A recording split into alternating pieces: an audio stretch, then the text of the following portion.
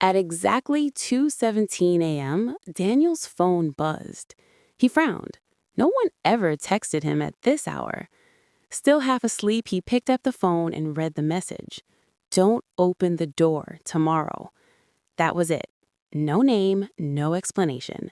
Daniel sat up in bed, his heart beating faster. He checked the number. Unknown. Probably a prank, he muttered and tossed the phone aside. But sleep didn't come back easily. The next morning, Daniel woke up late for work. He worked from home as a freelance video editor, so there was no rush. As he made coffee, his phone buzzed again. Another message.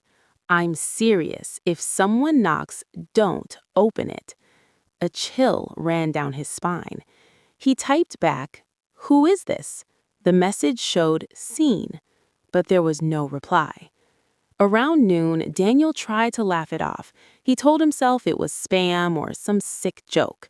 Still, he locked the door, just in case. At 1:30 p.m., the doorbell rang. Daniel froze. He stared at the door, his mind racing. The message echoed in his head, "Don't open the door." The doorbell rang again, louder this time. "Daniel?" a woman's voice called. "It's me, Sarah." Sarah was his sister. Relief washed over him. Of course, this was stupid. He walked to the door and unlocked it. Then his phone buzzed again. "I warned you." His hand stopped on the door handle. Slowly, he stepped back. "Sarah?" he called through the door. "Why didn't you text first?" There was a pause. Then her voice came again, softer. "My phone died. Please open the door." Daniel swallowed. Something felt wrong. Sarah always knocked in a specific rhythm, 2 quick knocks, then 1 slow one. It was a childhood thing. This time, there were no knocks, only silence. "I'll call you," Daniel said. He pulled out his phone and dialed Sarah's number. It rang. From inside his pocket, not from outside. Daniel's blood turned cold. Outside the door, the voice whispered, "Daniel, please." He backed away, shaking. Suddenly, his phone rang again. Unknown number. He answered. "Don't open it," a calm voice said. "That's not your sister." "Who are you?" Daniel whispered.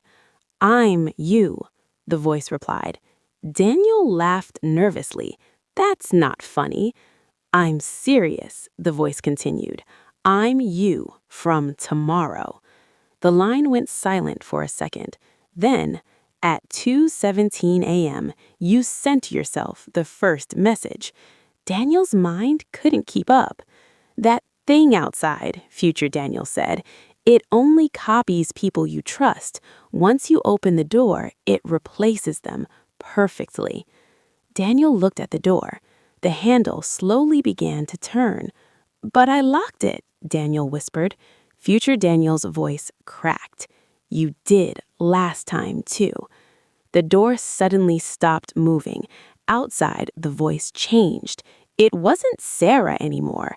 It was distorted, broken. "Daniel, open the door." Daniel screamed, "What happens if I don't?" Future Daniel replied softly, "Then I won't exist, and neither will you." "What do you mean?" A long pause, then the truth. "I didn't stop it," Future Daniel said. "I opened the door. I survived, but I wasn't me anymore. This is my last chance to change it." The thing outside began banging on the door now, hard. The walls shook. Daniel covered his ears. "Tell me what to do," he shouted. Future Daniel whispered, "You have to end the loop." "How?" "Destroy the phone." Daniel stared at it. "But then I'll disappear, and so will the future where it wins." The banging grew violent. Cracks formed in the door. Daniel raised the phone, hesitated, then smashed it against the floor. The screen shattered. Instant silence. No banging, no voice, nothing. Daniel collapsed to the floor, breathing hard. Morning light filled the room. It was quiet, normal. Days passed. Nothing strange happened. No messages, no knocks. Daniel convinced himself it was over. 3 months later, at 2:17 a.m., Daniel woke up suddenly. His heart was racing. He didn't know why. Then he felt it. A phone in his hand, perfectly intact. A message on the screen, already sent. Don't open the door tomorrow. Daniel stared at it, confused, terrified, and somewhere in the dark future, someone smiled.